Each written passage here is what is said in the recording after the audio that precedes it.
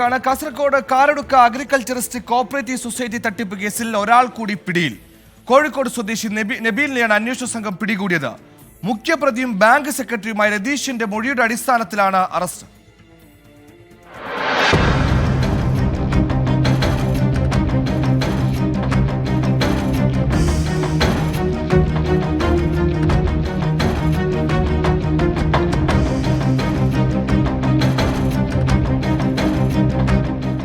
Bank സെക്രട്ടറിയും CPIM Mulleria local committee അംഗവുമായിരുന്ന K രതീഷിനെയും സുഹൃത്ത് ജബ്ബാറിനെയും ചോദ്യം ചെയ്തതോടെയാണ് തട്ടിപ്പുമായി ബന്ധപ്പെട്ട കൂടുതൽ വിവരങ്ങൾ ക്രൈംബ്രാഞ്ചിന് ലഭിച്ചത്.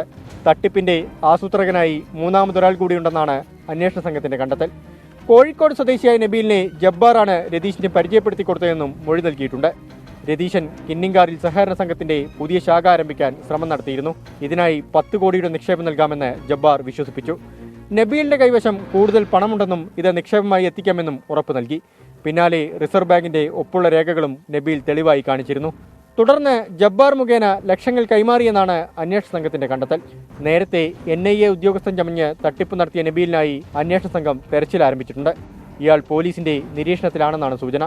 24 കാസർഗോഡ്.